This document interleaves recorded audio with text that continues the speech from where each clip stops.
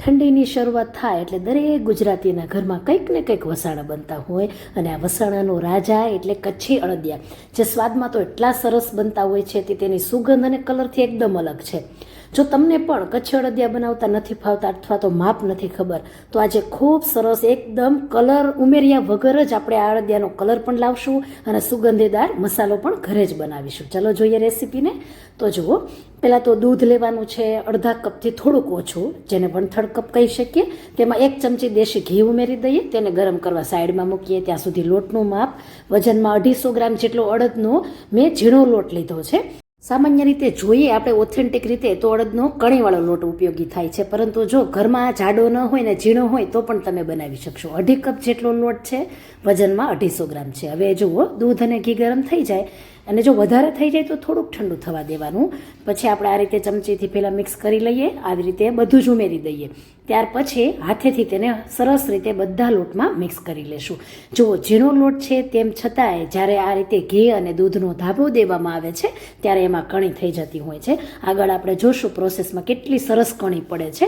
તો આ રીતે છે ને લોટને મોણ દેવાઈ જાય પછી ફિટ કરી લેવાનું, દબાવી દેવાનું. ત્યાર પછી તેને 10 મિનિટ માટે રેસ્ટ આપી દઈએ. હવે કચ્છી અડદિયા તો તેના મસાલાથી ટેસ્ટી લાગે છે. તો ચલો મસાલો બનાવીએ. તો 1 મોટો જાયફળનો ટુકડો, 2 કાળી એલચી છે, 2 લીલી એલચી લઈ લેશું, સાથે જ 2 બાદિયા, 1 તજની મોટી આવી સ્ટીક છે, સાથે 2 તમાલપત્ર લેશું અને 6 થી 7 લવિંગ અને અડધી ચમચીથી થોડીક ઓછી એટલી મરી લઈ લેશું. બધાના જે મોટા છે એના ટુકડા કરી લેવાના, જેમ કે તજ, તમાલપત્ર. તો એને મેં જો આ રીતે મિક્સર જારમાં પાવડર કર્યો છે. તો સરસ રીતે પાવડર કરી જે મોટું ચાળણ નીકળે છે તમે પંજાબી મસાલામાં પણ વાપરી શકો છો. હવે અહીં મેં અડદિયાનો મસાલો લીધો છે. આપણે અડદિયા બનાવીએ છીએ તો આ રીતે કેમ કર્યું કે ભાઈ થોડોક મસાલો રેડી પણ ઉમેર્યો. તો જે રેડી મસાલો છે ને તેની ફ્લેવર દબાયેલી હોય છે, એટલે એટલી બધી સ્ટ્રોંગ નથી હોતી. એટલે ઘરના અમુક મસાલા ઉમેરીએ ને એટલે બહાર જેવો જ અડદિયામાં ટેસ્ટ આવી જશે. એકદમ આમ કહીએ ને ઉભરીને ચડિયાતો ટેસ્ટ એવો આવશે. અને જો પછી ઘરે આવા મસાલા અમુક નથી તો પછી તમે 2 જેટલા પેકેટ વાપરજો, ચડિયાતો જ વાપરવાનો. મસાલો બની ગયો છે. હવે ધીમા ગેસ પર આપણે 250 ગ્રામ જેટલી ખાંડ છે, કપમાં થોડીક ઉપરથી ખાંડ લેવાની અને ધીમા ગેસ પર આમ જ છોડી દઈએ. ત્યાર પછી જુઓ, ઘી લેશું. તો આપણે ઘી લેવાનું છે 1.5 કપ જેટલું અને વજનમાં જોઈએ તો 350 ગ્રામ જેટલું છે. 1 કપ ઘી ગરમ થાય એટલે આપણે ગુંદર પહેલાં તળીશું. તો પહેલાં 2 દાણા જેટલું ગુંદર છે અંદર ઉમેરવાનું છે. જો આવો સરસ રીતે ફૂલી જાય ને એટલું ગરમ ઘી હોવું જોઈએ, પરંતુ ગેસ ધીમો રાખીને જ તળવાનો છે. અને આ કણીદાર ગુંદર છે. આપણે બાવળનો ગુંદર કહીએ અને આપણે કરિયાણાને સ્ટોરે જઈએ અને કહીએ ને કે ખાવાનો ગુંદર આપો અથવા તો બાવળનો ગુંદર આપો, એ તો તમને આપશે. મોટા ગાંગડા હોય તો થોડુંક ખાંડી લેવાનો અથવા તો મિક્સરમાં થોડોક તમે ચાલુ બંધ કરશો એટલે સરસ થઈ જશે. સરસ તળાઈ ગયો છે. તેને સાઈડમાં મૂકીને જે 10 મિનિટ માટે લોટને આપણે રેસ્ટ આપ્યો હતો તેમાં સરસ એવું મોણ થઈને ધાબો દેવાઈ ગયો છે. તો જોઈએ ને તો આપણે હાથેથી કરો ને તો દાણેદાર મિક્સર થઈ જાય. જોઈ શકાય છે ટેક્સચર લોટનું કેવું છે, એકદમ દાણેદાર જેવું છે. ત્યાર પછી ઝીણો લોટ છે એટલે આપણે ચાળવાની ભૂલ કરવાની નહીં. અને જો તમે દાણેદાર લોટ લેતા હોય ને તો એને તમે ચાળી શકો છો, જેમ કે ઘઉંનો ચાવણો છે એમાં, અથવા તો મિક્સર જારમાં પણ કરી શકો છો પ્રોસેસ. પરંતુ બહુ નહીં ફેરવવાનું, ચાલુ બંધ કરી. જો આ રીતે ઘી ઉમેરવાનું. જે ઘી આપણે ગુંદર તળ્યો હતો તે બાકી રહ્યું હતું તેમાં લોટ મેં ઉમેરીને સહેજ મિક્સ કર્યું. થોડું કઠણ લાગ્યું તો ફરીથી મેં ઘી ઉમેર્યું છે. તો આ રીતે તમે ઘી પણ થોડું કરીને ઉમેરશો ને એટલે પરફેક્ટ ઘીનું માપ થશે. તો 1.5 કપ જેટલું ઉમેર્યું છે અને ફરીથી થોડુંક એવું કઠણ લાગે છે એટલે 2 મોટી ચમચી ઘી ઉમેર્યું છે. તો આ રીતે આપણે લોટને હવે ધીમે જ ગેસ પર શેકતા જવાનો છે. ગેસની ફ્લેમ ફાસ્ટ કરવાની નથી. તો આ રીતે ધીમે શેકો તો મીઠો પણ થાય છે. હવે જુઓ, ખાંડ છે ધીમે મેલ્ટ થવા લાગી છે. એમાં આપણે ચમચી ફેરવાની નથી. અને સરસ એવો જો સાઈડમાં લોટ શેકાઈ રહ્યો છે અને સુગંધ તો અડદના લોટની 5 ઘર સુધી ખબર પડે. તો લોટ કેટલો શેકવો તો જુઓ, જે કલર છે સફેદ અને કણીઓ પણ લાલ દેખાતી નથી. તો આ એની એક ઓળખ છે શેકાવાની.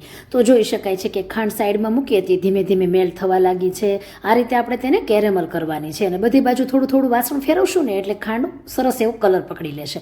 અને જુઓ, લોટ પણ સરસ એવો શેકાય છે અને સુગંધ તો એટલી જોરદાર આવે છે, ખબર તો પડી જ જાય કોઈને કે કોઈના ઘરમાં વસાણું બને છે. જુઓ, આ કણી જુઓ ને તમે એટલે લાલ દેખાય છે. તો બસ હવે સરસ એવો તમારો લોટ શેકાઈ ગયો છે અને ટાઈમ થયો છે 10 મિનિટ જેટલો. હવે તેમાં આપણે માવો ઉમેરવાનો છે. તો અહીં હું અડધા કપ પ્રમાણે માવો ઉમેરું છું અને વજનમાં જોઈએ તો 200 ગ્રામ જેટલો માવો ઉમેરવાનો છે. તો સરસ એવો ધીમે માવો છે એને આપણે 3 મિનિટ માટે શેકવાનો છે. તો ઘણાને એમ થાય કે માવો ઉમેરવાથી વસાણું બગડી જાય. બિલકુલ ન બગડે. ઠંડી તો જુઓ કેટલી બહાર છે, અને જ્યારે તમે આવા વસાણામાં માવો વાપરો ને એનો સ્વાદ તો જોજો એટલો સરસ પકડાશે. અને ખાંડ જુઓ સરસ એવી કેરેમલ થઈ ગઈ છે, અને થોડીક એવી મિક્સ કરી લઈએ આ રીતે. અને ત્યાર પછી હુંફાળું ગરમ કરેલું પાણી અડધો કપ છે તેમાંથી થોડુંક એવું મેં વધાર્યું છે 3 ચમચી પ્રમાણે, અને ગરમ જ પાણી ઉમેરજો એટલે સરસ એવી ઝડપી પ્રોસેસ થશે. જુઓ તમને થોડું પાણી ઉમેરો ને તો કઠણ લાગે, પરંતુ ધીમે જ ગેસ રાખીને આપણે ખાંડને ધીમે ધીમે મેલ્ટ થવા દેવાની છે. અને જ્યારે લોટ શેકો ને ત્યારે જ ખાંડ મૂકી દેવાની સાઈડમાં. અને હવે જુઓ અડધા કપ પ્રમાણે કાજુ બદામ, 3 મોટી ચમચી પ્રમાણે સૂકી પીળી દ્રાક્ષ, અને જે મસાલો બનાવ્યો છે ને તે 1/4 કપ પ્રમાણે ઉમેરી દેશું. અને 1 મોટો ટેબલ સ્પૂન ભરીને ખસખસના 2 ઉમેરી દઈએ. તો શરીરની નબળાઈ દૂર કરે, તમારા હાડકાને લોખંડ જેવા કરે, શરીરને ગરમી આપવાનું કામ કરે છે, જેથી તમને જો વાતાવરણ થોડુંક ઠંડુ થાય ને શરદી થઈ જાય તો એનાથી પણ તમારી સુરક્ષા જળવાઈ રહે છે. આ પાવડર ખૂબ ગુણકારી છે. એમાં 32 પ્રકારના તો ઓસડિયા છે, અને એનાથી જ આખું વરસ તમે નિરોગી પણ રહો છો. ચોક્કસ વસાણા એટલે જ બધાના ઘરે ખવાતા હોય છે. તો સરસ એવું મિક્સ થઈ જાય પછી ગેસની ફ્લેમ બંધ કરી દેવાની. ને આ બાજુ જુઓ તો સરસ એવી ખાંડ છે મેલ્ટ થઈ જાય. ક્યારેક એવું થાય કે તમારી ખાંડ મેળ નથી થતી તો પછી એને ગાળી લેવાની. અને જો એક જાડો તાર સરસ થઈ જાય ને ત્યાર પછી આપણે ચાસણીની અંદર ઉમેરી દેવાની છે. તો આ રીતે બધી જ આપણે કડાઈને નીચે ઉતારીને ચાસણી મિક્સ કરીએ. ગેસ ચાલુ રાખવાનો નથી, અને ધીમે ધીમે તમને થોડુંક મિશ્રણ તો પહેલાં ઢીલું લાગે, પરંતુ સરસ એવું કઠણ થઈ જશે. પરંતુ એટલું બધું કઠણ નહીં કે તરત જ કડક થઈ જાય, એમ સોફ્ટ પણ રહેશે અને જામી પણ જશે. હવે બધો જ તળેલો ગુંદર છેલ્લે ઉમેરવાનો છે. ખાસ ધ્યાન રાખવાનું, આ રીતે ગુંદર એકદમ સરસ મિક્સ પણ થશે અને એવો ને એવો ફ્રેશ રહેશે. નહીંતર ક્યારેક કેવું થાય કે આપણે ગુંદર પહેલાં ભેળવીએ અને ચાસણી પછી નાખો તો ચિકાસ આવે.